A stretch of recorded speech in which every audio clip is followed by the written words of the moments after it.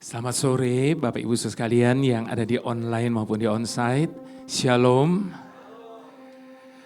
Beberapa waktu yang lalu Bapak Ibu Saudara saya baru pulang bawa tur ke Israel. Setelah beberapa kali saya bawa tur ke Israel, kali ini saya baru sadar. Sekalipun itu namanya danau, namun danau Galilea itu begitu luas dan ombaknya betul-betul luar biasa. Pada waktu kami tiba di sana cuacanya buruk Bapak Ibu Saudara. Hujan keras, angin kencang dan ombaknya betul-betul luar biasa. Sehingga saat itu kami tidak diizinkan naik perahu di atas danau itu. Dan karena tidak diizinkan naik perahu di atas danau itu, di tepi danau itu Bapak Ibu Saudara saya merenung. Dan saat itu saya diingatkan akan dua kejadian dahsyat yang pernah terjadi di danau itu. Namun sayangnya dua kejadian dahsyat itu dua-duanya menggambarkan tentang ketakutan. Kejadian yang pertama Tuhan Yesus berada bersama-sama dengan murid-muridnya di dalam perahu, tapi dia tertidur.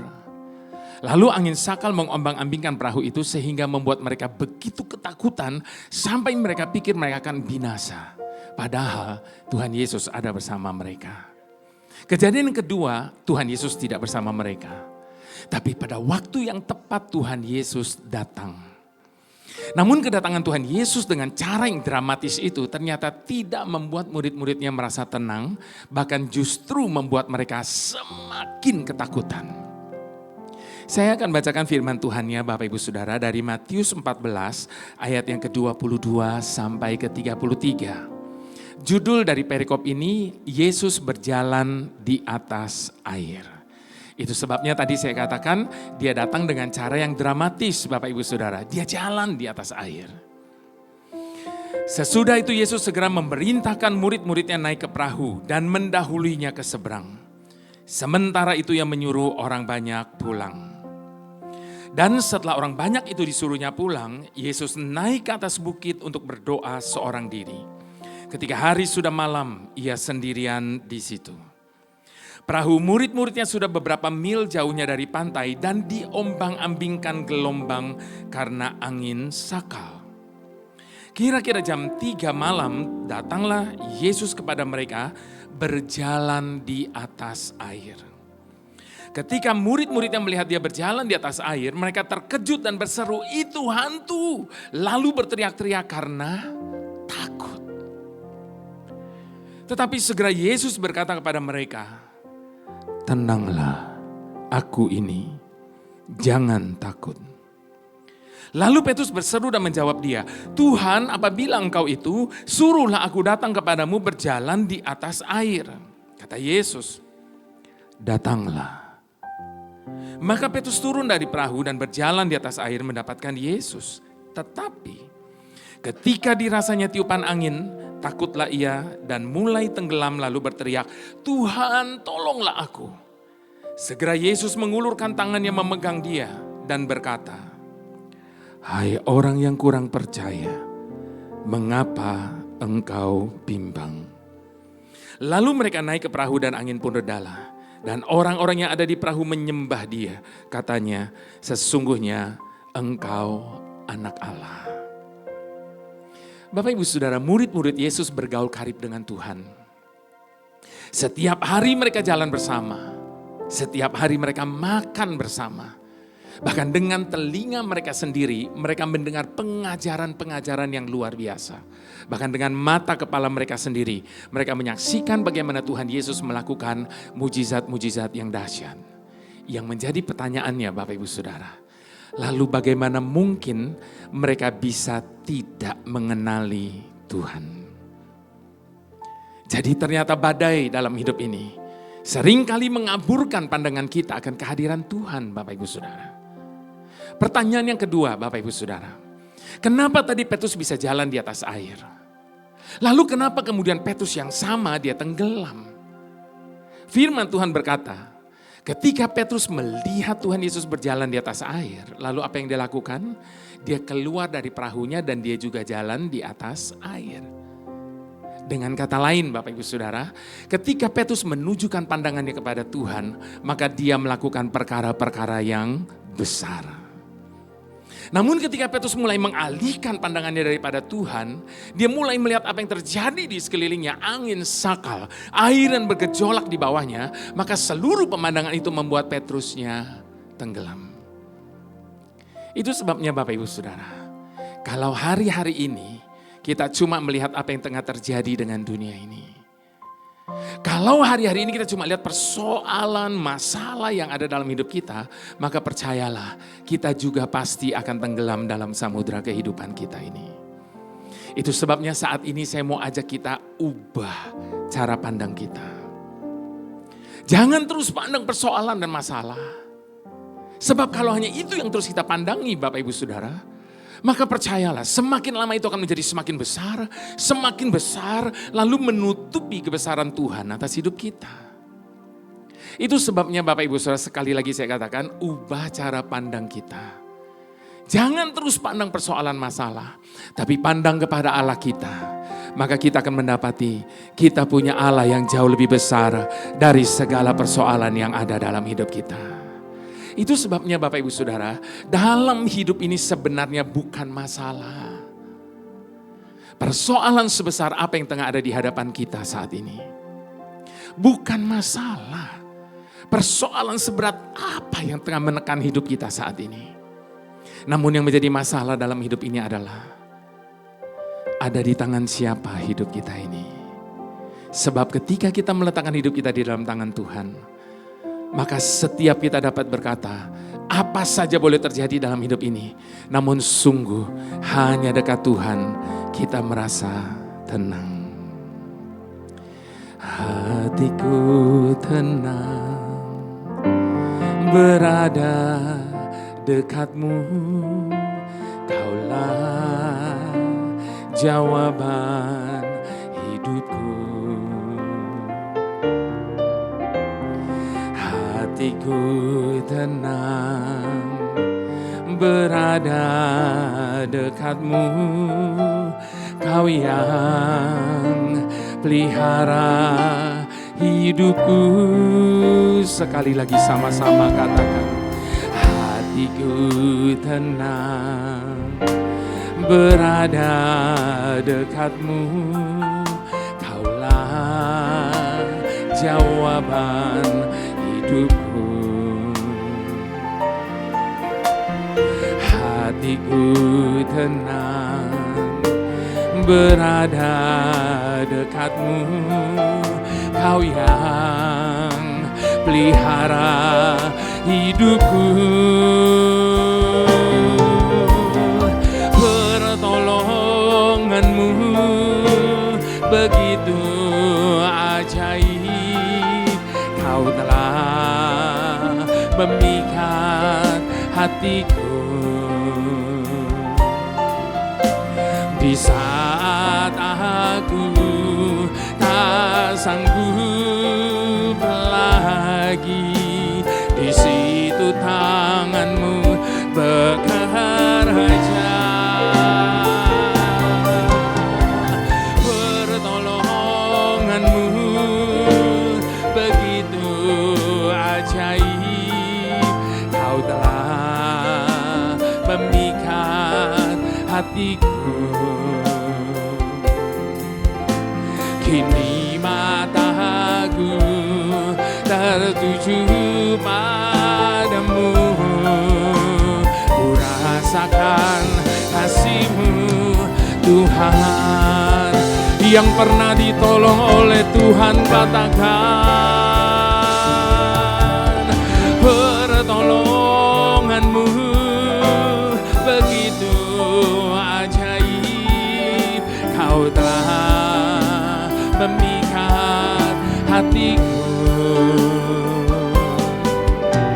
Di saat aku tak sanggup lagi, di situ tangan-Mu bekerja.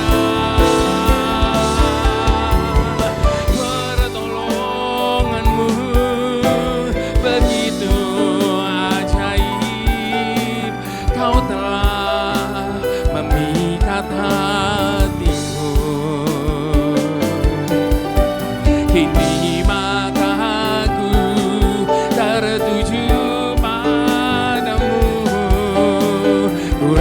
rasakan kasih-Mu Tuhan.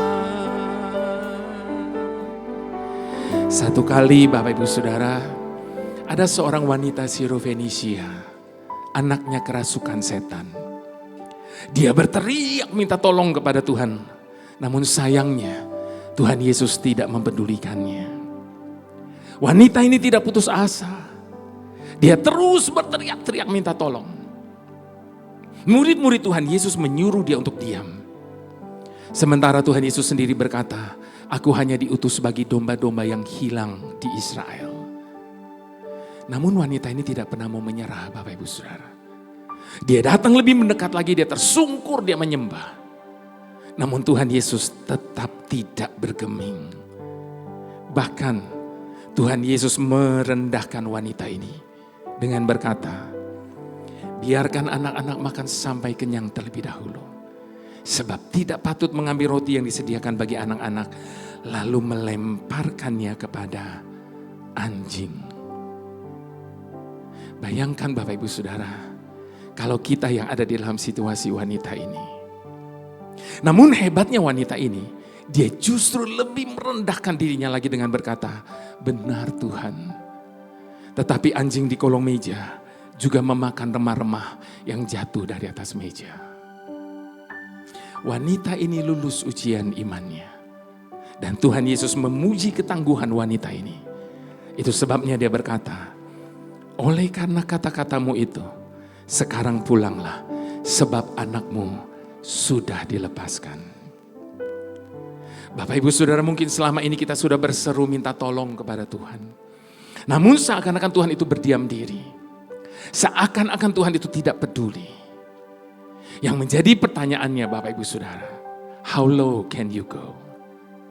Seberapa rendah kita bisa datang di hadapan Tuhan, sebagaimana halnya wanita Sirofenisia ini, untuk mau mengakui bahwa Tuhan punya terlalu banyak macam cara untuk menolong setiap kita. Namun cara kerja Tuhan itu tidak bisa dibatasi oleh apapun dan oleh siapapun.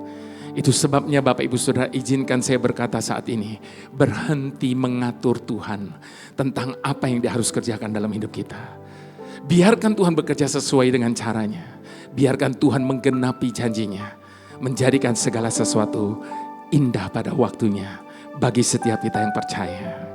Itu sebabnya di hadapan Tuhan yang sedang kita sembah, mari sekali lagi sama-sama kita mau katakan, hatiku tenang berada dekatmu, kaulah jawaban hidupku.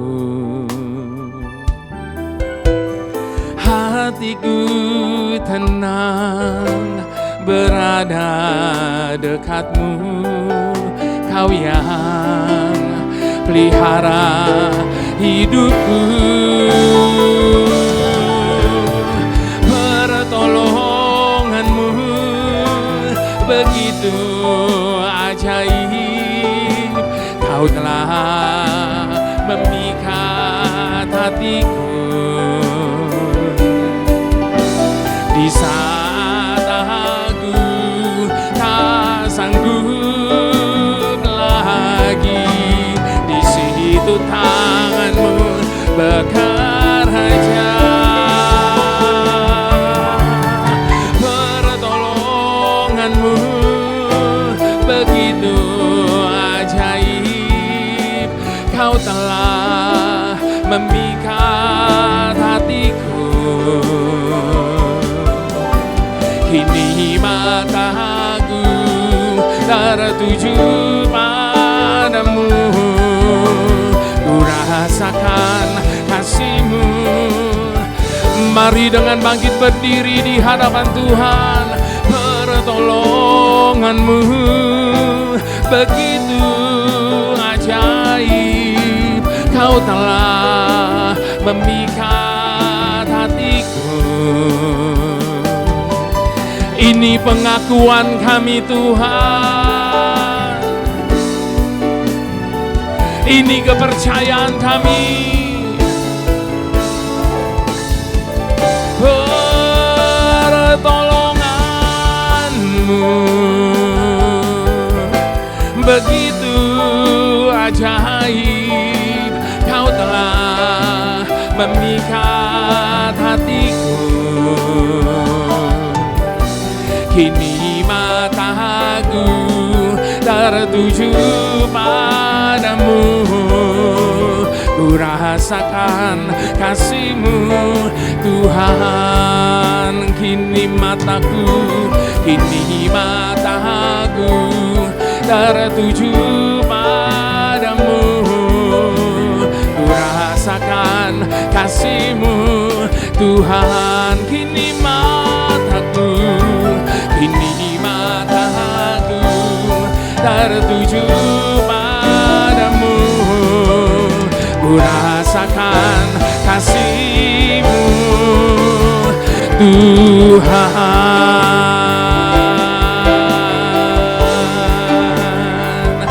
Kau selalu punya cara untuk menolongku, Kau selalu punya jalan keajaiban-Mu.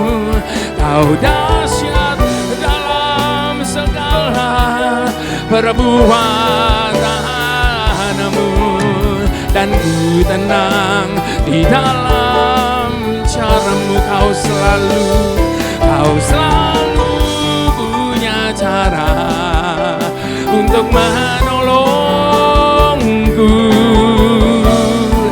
Selalu ada jalan di dalam Engkau Tuhan. Kau dahsyat dalam segala perbuatan-Mu, dan ku tenang di dalam cara-Mu, dan ku tenang di dalam cara-Mu, dan ku tenang di dalam cara-Mu.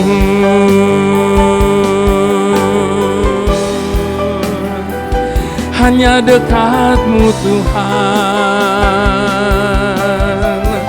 kami tenang.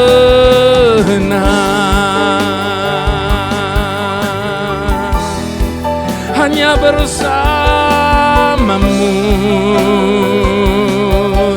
kami aman selama-lamanya.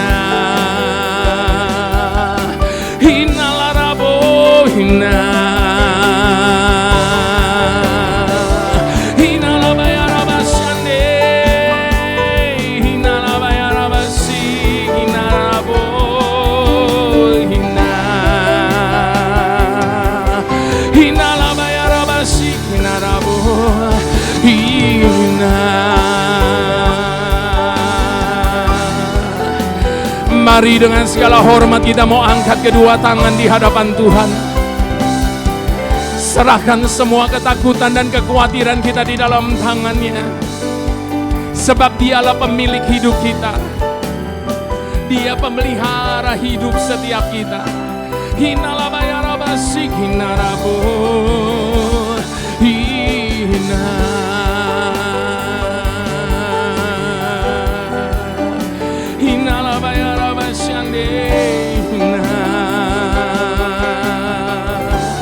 Selamanya hanya Engkau-Lah Tuhan yang kami andalkan. Selamanya kami percaya.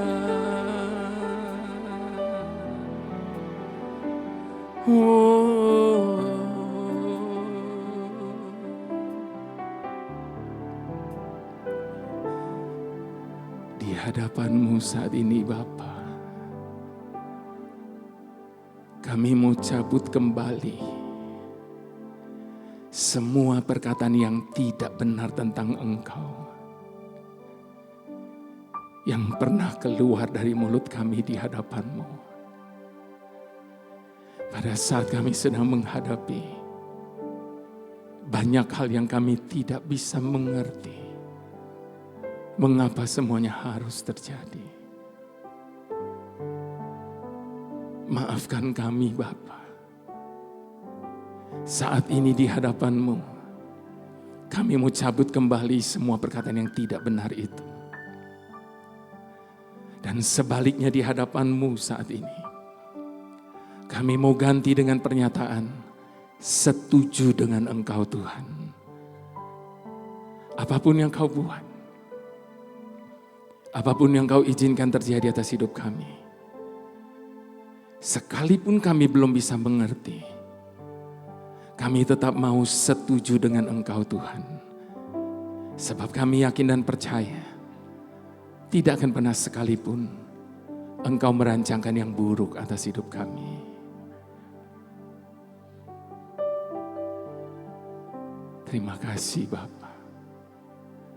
Melewati segala musim dalam hidup kami, sudah kami buktikan sendiri. Sungguh, Engkau telah menjadi Bapa yang bisa kami percayai. Terima kasih ya Aba, terima kasih. Silakan Bapak Ibu sudah duduk kembali dalam hadirat Tuhan. Di saat kita belum bisa melihat hasil akhir dari karya tangan Tuhan atas hidup kita Bapak Ibu Saudara, seringkali secara diam-diam kita menganggap Tuhan itu kejam. Kapan kita merasa seakan-akan Tuhan itu kejam? Pada saat tangannya menuntun kita melewati jalan-jalan yang sama sekali tidak menyenangkan bagi kita. Jalan-jalan yang terjal. Bahkan tidak jarang Dia bawa kita turun ke dalam lembah kekelaman.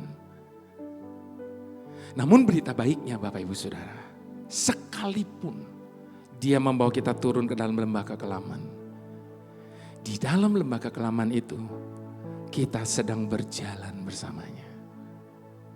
Kita tidak berhenti di situ. Kita tidak tinggal di dalam lembah kekelaman itu. Tetapi di dalam lembah kekelaman itu kita sedang berjalan. Artinya apa? Kita sedang melewatinya, lalu meninggalkannya. Itu sebabnya Bapak Ibu Saudara, persoalan sebesar apapun, tekanan seberat apapun yang tengah ada dalam hidup kita hari ini, percayalah, semuanya ada masa kadaluarsanya. Sebab tidak untuk selama-lamanya Dia biarkan orang benar tertindas dalam hidupnya. Itu sebabnya Bapak Ibu Saudara, berhenti menuntut Tuhan. Bahwa Tuhan harus menjelaskan semua yang terjadi dalam hidup kita. Ada banyak orang dalam hidupnya cuma sibuk dengan dua pertanyaan ini. Kenapa sih Tuhan? Mengapa sih Tuhan? Kok masalah gak selesai-selesai dalam hidup saya? Bapak Ibu Saudara berhenti bertanya demikian kepada Tuhan. Kenapa? Karena selama kita hidup di dunia ini, masalah akan selalu ada. Selesai masalah yang satu, tidak usah dicari, tidak usah diundang, masalah yang lain pasti datang. Jadi selama kita hidup di dunia ini, masalah akan selalu ada. Mengapa demikian? Sebab masalah itu adalah sekolah kehidupan. Lewat masalah yang datang dan terjadi dalam hidup kita, ketika kita meresponinya dengan benar, maka itu mendatangkan banyak pelajaran berharga bagi kita. Lewat masalah yang datang dan terjadi dalam hidup kita, Bapak Ibu Saudara, kita menjadi semakin kuat. Itu sebabnya Bapak Ibu Saudara, sekali lagi izinkan saya berkata, berhenti bertanya mengapa kepada Tuhan.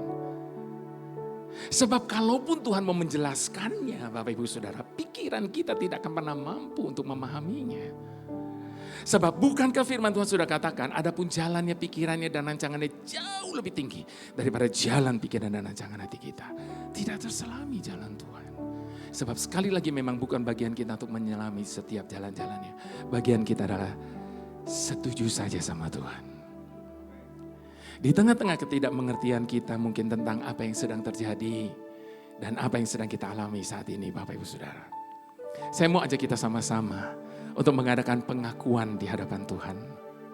Dengan bersama-sama kita berkata, jalanmu tak terselami,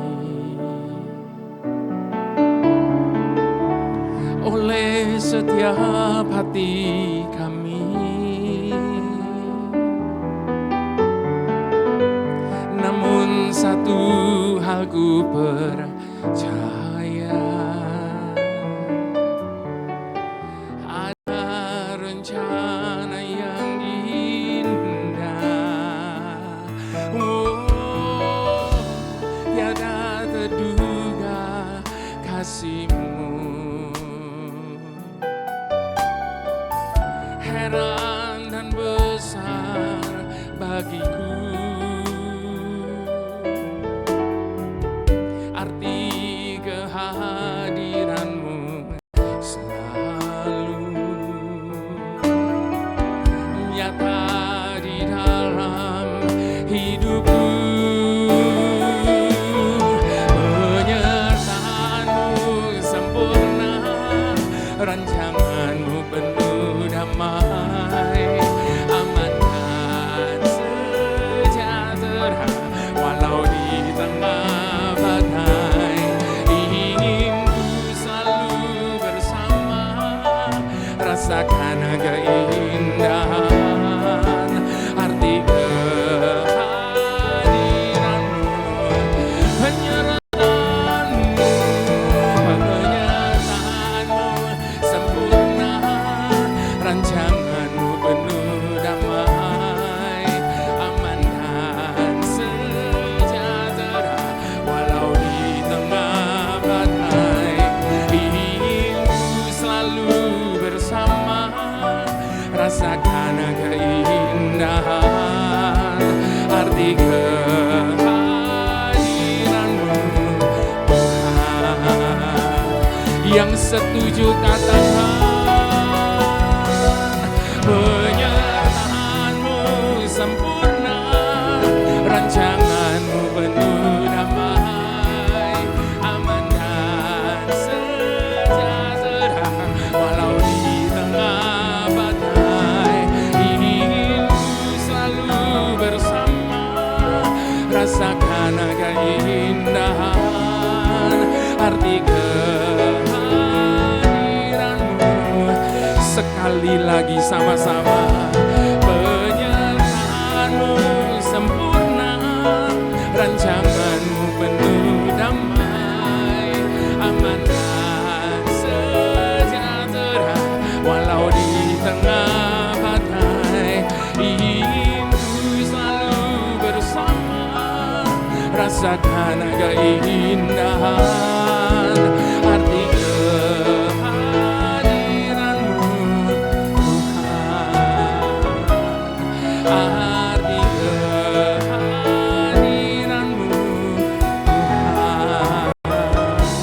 Tuhan, arti kehadiran-Mu.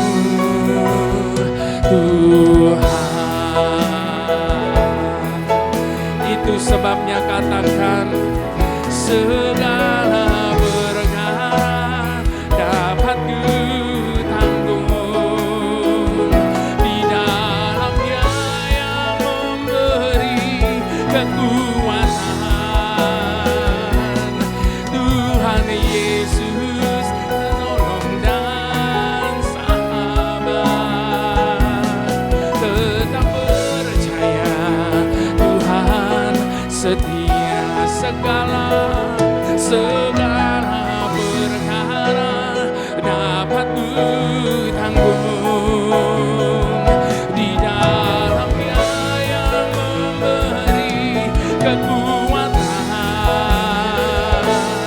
Tuhan Yesus penolong dan sahabat, tetap percaya Tuhan setia. Sekali lagi dengan iman katakan, segala perkara dapat ku tanggung di dalam Dia yang memberi kekuatan. Tuhan Yesus penolong dan sahabat, tetap percaya Tuhan setia.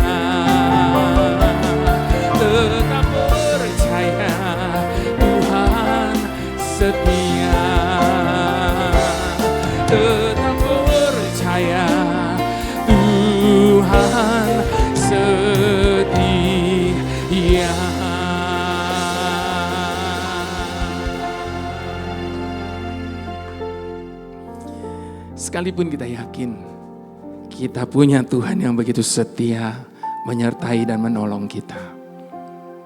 Namun Bapak Ibu Saudara, tetap harus kita akui bahwa hidup yang kita hidupi ini memang berat.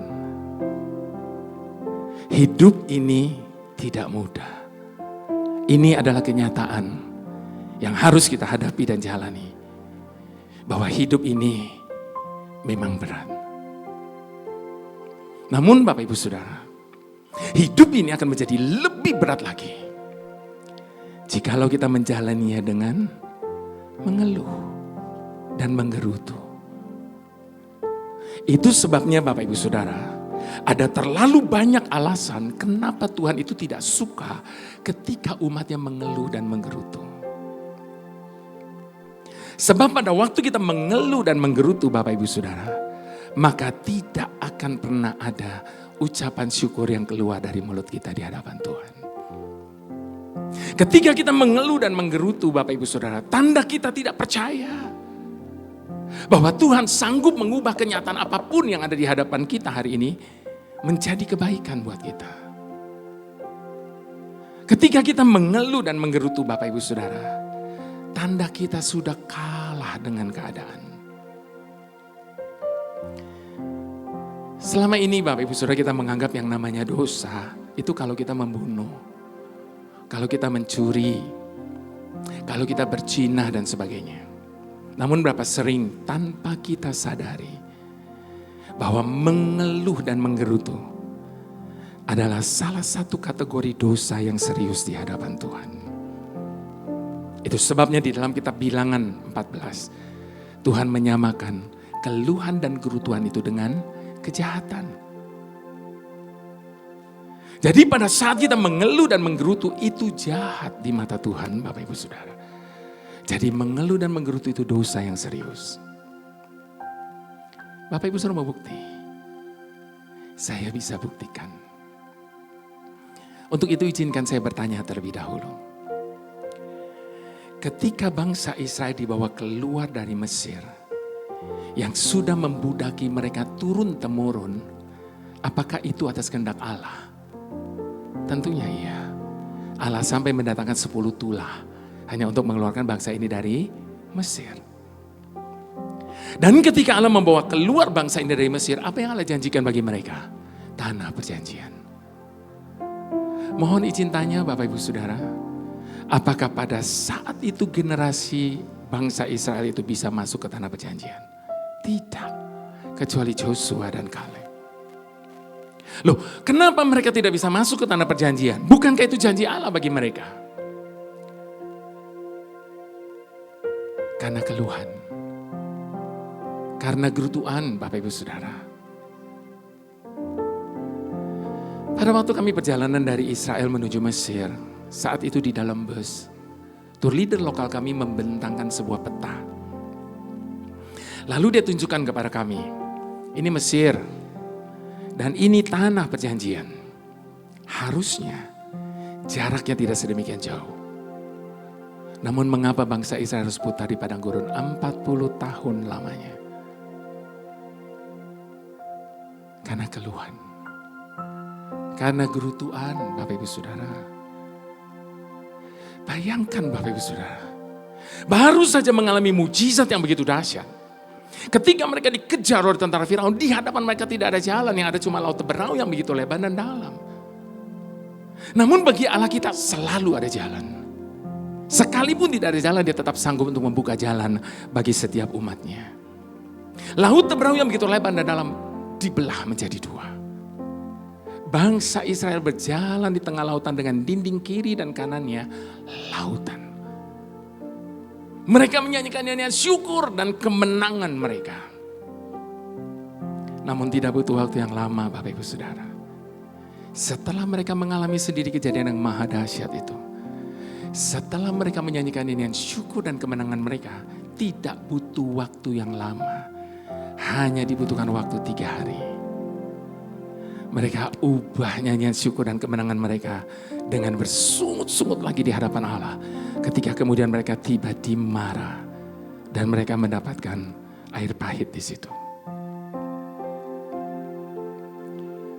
Setiap kali saya merenungkan perjalanan bangsa Israel ini, saya selalu katakan ironis. Kenapa? Karena untuk mengeluarkan bangsa Israel dari Mesir yang sudah membudaki mereka berabad-abad lamanya, namun bagi Allah hanya dibutuhkan waktu 10 hari. Yang menjadi ironis apanya? Dibutuhkan waktu 40 tahun untuk mengeluarkan Mesir dari pikiran dan hidup bangsa ini. 10 hari mengeluarkan Israel dari Mesir, 40 tahun mengeluarkan Mesir dari Israel. Mereka selalu mengingat-ingat akan Mesir. Mereka selalu membanding-bandingkan dengan Mesir. Bahkan mereka mau mengangkat pemimpin untuk membawa mereka kembali ke Mesir. Ada banyak orang seringkali protes sama Tuhan, mengeluh, menggerutu. Tuhan, kenapa sih kok proses dalam hidup saya ini gak selesai-selesai? Sekali lagi Bapak Ibu Saudara, saya katakan tidak usah tanya gitu sama Tuhan. Kenapa? Sebab yang seringkali mempercepat dan memperlambat proses yang terjadi dalam hidup kita itu bukan Tuhan. Makanya gak usah tanya Tuhan begitu. Sebab yang seringkali mempercepat dan memperlambat proses yang terjadi dalam hidup kita itu adalah diri kita sendiri, Bapak Ibu Saudara. Diri kita sendiri. Tuhan, saya nggak ngerti Tuhan lagi buat apa. Kenapa Tuhan izinkan semua ini terjadi? Tapi sekalipun saya tidak mengerti, saya tetap mau setuju dengan Tuhan. Sebab saya yakin Tuhan tidak pernah merancangkan yang jahat atas hidup saya. Maka proses itu jadi cepat selesai, Bapak Ibu Saudara. Cepat selesai. Namun sebaliknya, kalau kita banyak protes sama Tuhan, kalau kita selalu mengeluh dan menggerutu sama Tuhan, maka percayalah, proses itu akan jadi semakin panjang. Nggak kelar-kelar, Bapak Ibu Saudara. Sekali lagi Bapak Ibu Saudara, Tuhan tidak menuntut kita harus memahami semua yang terjadi dalam hidup kita. Tuhan cuma minta kita percaya bahwa di balik segala sesuatu yang Tuhan buat, di balik segala sesuatu yang Tuhan izinkan terjadi atas hidup kita, Tuhan pasti sedang punya maksud dan tujuan di balik semuanya itu. Apa sih yang menjadi maksud dan tujuan Tuhan atas hidup kita? Apapun itu Bapak Ibu Saudara, ngerti gak ngerti, namun percayalah, ujung-ujungnya pasti akan mendatangkan kebaikan bagi setiap kita yang mengasihi Dia. Dalam segala perkara Tuhan punya rencana yang lebih besar dari semua yang terpikirkan.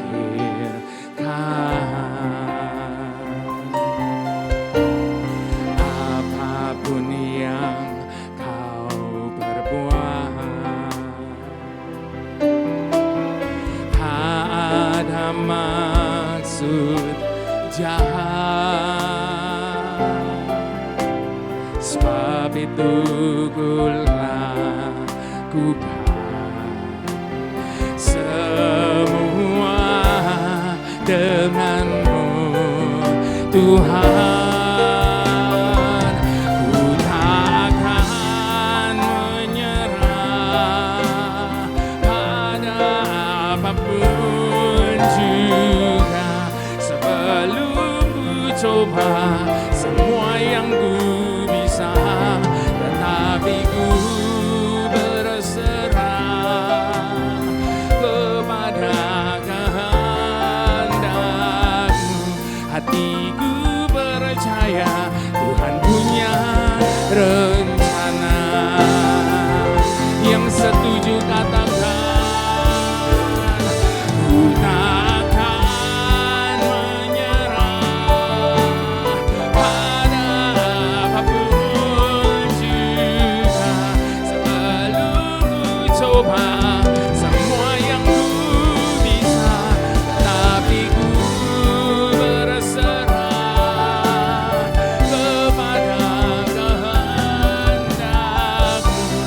Tapi ku percaya Tuhan punya rencana.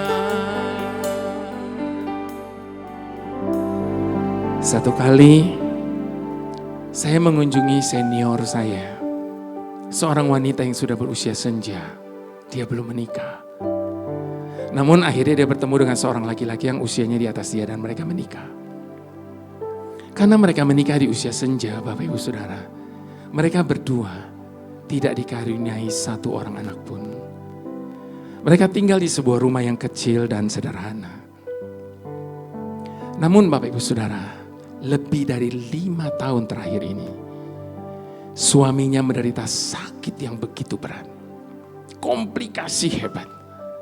Sehingga dia tidak bisa turun dari tempat tidur. Semua aktivitas dikerjakan di tempat tidur. Dan yang tragisnya, lebih dari 5 tahun terakhir ini, mereka berdua tidak mempunyai income sama sekali. Bayangkan Bapak Ibu Saudara, 5 tahun tidak punya pendapatan. Lebih dari 5 tahun terakhir ini dia tidak bisa kemana-mana. Karena dia harus terus merawat suaminya. Jangankan suster, asisten rumah tangga pun mereka tidak punya. Sampai suatu hari, dia memohon izin kepada suaminya untuk mengakhiri hidupnya terlebih dahulu. Sebab dia berkata, saya sudah tidak kuat lagi. Bapak Ibu Saudara, bukankah setiap kali kita diperhadapkan dengan masalah yang besar, tekanan yang berat dalam hidup ini, sering kali kita berkata, saya sudah tidak kuat lagi. Sepertinya kitalah yang paling tahu batas kekuatan kita. Padahal saat ini dengar baik Bapak Ibu Saudara, yang paling tahu batas kekuatan kita itu adalah Tuhan. Dan Dia berjanji, Dia tidak akan pernah izinkan sesuatu pun terjadi dalam hidup kita yang akan melampaui kekuatan kita untuk menanggungnya. Itu sebabnya Bapak Ibu Saudara, jangan berkata saya sudah tidak kuat lagi. Sebab kalau betul-betul kita sudah tidak kuat lagi, tidak mungkin Tuhan masih izinkan itu terjadi. Sebab itu janji Tuhan tidak akan pernah melampaui kekuatan. Namun sebaliknya Bapak Ibu Saudara, kalau hal itu masih terjadi dalam hidup kita sampai hari ini, itu karena Dia memandang kita masih cakap. Kita masih kuat. Dan sementara itu Dia akan tambahkan lagi kekuatannya bagi kita. Engkau mungkin protesan berkata, tapi kenapa kok saya ini berat begini? Kenapa dia tidak seberat apa yang saya alami? Jawabannya sederhana Bapak Ibu Saudara. Karena di mata Tuhan, engkau jauh lebih kuat daripada dia. Sebab batas kekuatan setiap orang itu berbeda-beda. Dan jangan pernah membanding-bandingkannya. Sebab hanya Tuhan yang paling tahu batas kekuatan setiap umatnya. Itu sebabnya Bapak Ibu Saudara, dalam hidup ini cuma satu yang kita tidak pernah boleh. Yaitu menyerah kepada keadaan. Tetapi satu yang kita harus, menyerah kepada kehendak Tuhan. Sebab Dia tahu jauh lebih baik daripada setiap kita. Izinkan dengan hormat, sekali lagi saya jemput Bapak Ibu Saudara bangkit berdiri di hadapan Tuhan. Mohon maaf Bapak Ibu Saudara, saya harus tekankan ini. Bahwa saat ini saya tidak sedang mengajak Bapak Ibu Saudara untuk sekedar nyanyi bersama dengan saya. Sebab tempat ini bukan karaoke, ini ibadah. Itu sebabnya kalau ada di antara Bapak Ibu Saudara saat ini yang tidak mau nyanyi, dengar baik ya Bapak Ibu Saudara, tidak ada urusannya sama saya. Sebab ibadah itu adalah urusan pribadi kita masing-masing dengan Tuhan. Itu sebabnya kita pakai kata engkau, ku, dan mu. Artinya apa? Bapak Ibu Saudara mau sadari atau tidak, sesungguhnya saat ini kita sedang berbicara langsung kepada Tuhan. Itu sebabnya jangan jadikan kata-kata ini hanya sebagai nyanyian. Engkau tidak akan dapat apa-apa. Tapi jadikan setiap kata ini sebagai ungkapan iman percaya kita di hadapan Tuhan. Sebab pada waktu kita memperkatakan segala sesuatu dengan iman di hadapan Tuhan, Biarkan Tuhan berkata sebagaimana dia berkata kepada wanita Sirofenisia itu. Oleh karena kata-katamu itu jadi sesuai dengan imanmu masing-masing. Dalam segala perkara Tuhan punya rencana yang lebih besar dari semua yang terpikirkan. Apapun yang kau perbuat, kami percaya tak ada maksud jahat. Sebab itu ku lakukan semua denganmu Tuhan. Ku takkan menyerah pada apapun juga, sebelum ku coba semua yang ku bisa. Tetapi ku berserah kepada kehendak-Mu. Hatiku percaya Tuhan punya rencana, ku takkan menyerah.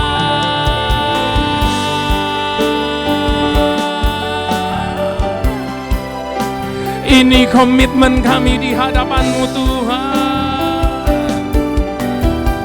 Yang tidak keberatan, mari angkat kedua tangan tanda berserah kepada Tuhan.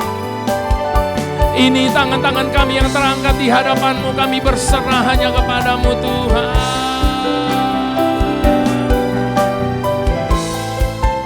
Sekali lagi sama-sama katakan, ku takkan menyerah pada apapun juga, sebelum coba semua yang ku bisa. Tetapi ku berserah kepada kehendak-Mu.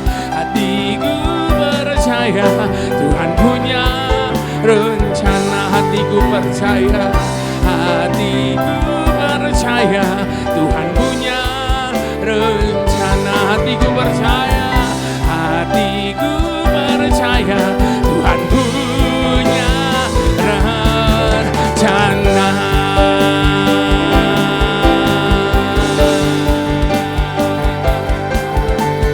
Allah mengerti, Allah peduli segala persoalan yang kita hadapi.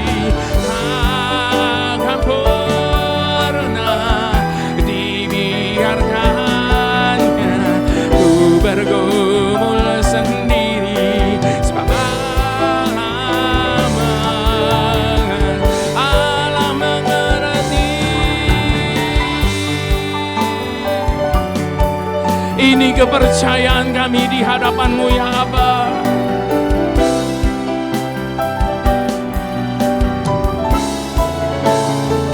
Takkan pernah dibiarkannya ku bergumul sendiri, sebab Allah mengerti. Sekali lagi yang tidak keberatan, mari angkat tinggi-tinggi kedua tangan di hadapan Allah, kita katakan, Allah mengerti, Allah peduli segala persoalan yang kita hadapi. Takkan pernah dibiarkannya ku bergumul sendiri, sebab Allah mengerti, sebab Allah mengerti, sebab Allah mengerti, sebab Allah peduli, sebab Allah peduli. Haleluya. Ini kepercayaan kami di hadapan-Mu ya Bapa, bahwa di dalam perjalanan hidup kami ini tidak akan pernah ada satu pun yang mengerti kami. Tidak akan pernah ada satu pun yang peduli dengan kami. Sebagaimana Engkau Allah mengerti setiap kami. Sebagaimana Engkau Allah mempedulikan hidup setiap kami. Dan itu sudah lebih daripada cukup bagi kami. Untuk kami menjalani hari-hari yang masih Engkau anugerahi bagi kami hari ini dan seterusnya. Sebab kami yakin dan percaya yang menyertai kami jauh lebih besar dari apapun yang ada di hadapan kami. Mari semua kita yang setuju dan percaya sama-sama kita mau katakan amin. Puji Tuhan, silakan Bapak Ibu Saudara duduk kembali. Jadi sepakat ya Bapak Ibu Saudara, berhenti mengeluh dan menggerutu. Maka kau akan melihat apa yang Tuhan bisa buat dalam hidupmu. Puji Tuhan Bapak Ibu Saudara, ini kali pertama saya boleh ada di tengah-tengah komunitas ini. Dan saya bersyukur dan ini menjadi momen yang spesial buat saya hari ini. Kenapa? Karena hari-hari ini bertepatan saya sedang memperingati 28 years anniversary dari rekaman saya. Puji Tuhan Bapak Ibu Saudara. Jadi sudah 28 tahun Tuhan mempercayakan rekaman-rekaman ini buat saya. Pertama kali saya rekaman itu terjadi di tahun 1997. Album pertama saya, Allah Peduli. Jadi Allah Peduli ini sudah 28 tahun Bapak Ibu Saudara. Tapi sampai hari ini masih menjamah dan memberkati setiap umatnya.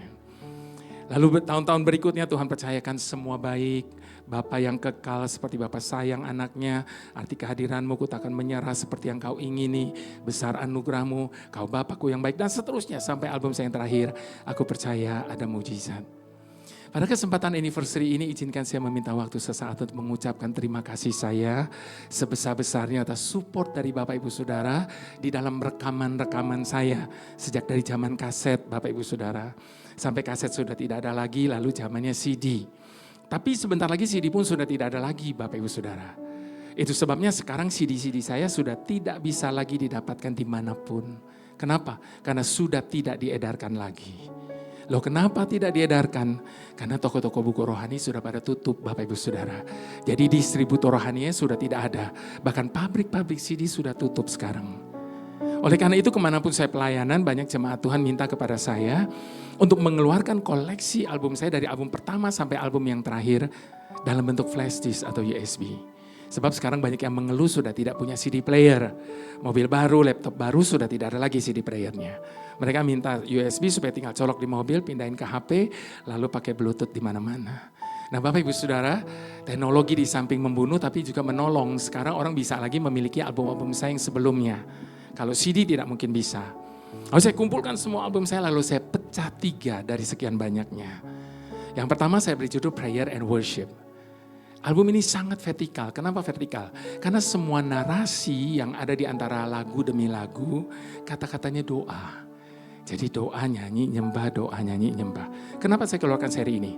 Karena banyak yang mengeluh kepada saya. Setiap kali mereka saat teduh baru 1-2 menit sudah bingung mau ngomong apa lagi. Bahkan banyak yang ngaku karenanya doanya cuma hafalan. Setiap hari kata-katanya itu lagi sama. Nah ini menolong untuk saat teduh dan doa. Yang kedua encouragement. Encouragement ini sangat horizontal.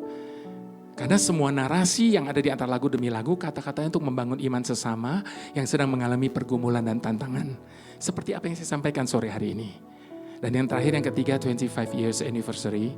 Dari rekaman saya selama 25 tahun terakhir, semua lagu yang ada di dalam USB ini. Nah Bapak Ibu Saudara, karena memang sudah tidak diedarkan lagi dan tidak akan bisa didapatkan dimanapun. Jadi mohon maaf ya Bapak Ibu Saudara, terpaksa Setiap kali saya melayani kemanapun saya harus bawa sendiri koleksi CD dan USB ini. Sebab barangkali saja ada di antara Bapak Ibu Saudara yang senang untuk mengoleksi album-album saya, nanti di pintu belakang ada beberapa koleksi CD dan USB ini. Dan saya berdoa biarlah ini menjadi teman saat teduh Bapak Ibu Saudara sekalian. Saat ini saya tidak bisa bicara panjang, ini sudah kelewatan waktu, mohon maaf. Biarlah lewat setiap narasi yang ada di dalam USB saya itu Tuhan bisa berbicara lebih banyak lagi. Tapi ada satu syarat Bapak Ibu Saudara untuk dengerin album saya. Harus sendirian. Kalau Bapak Ibu Saudara lagi nyetir mobil sendiri atau di rumah lagi sendirian, maka setiap kata-kata itu akan berbicara dengan kuat.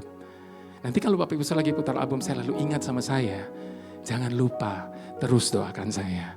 Tuhan berkati Bapak Ibu sekalian. Shalom.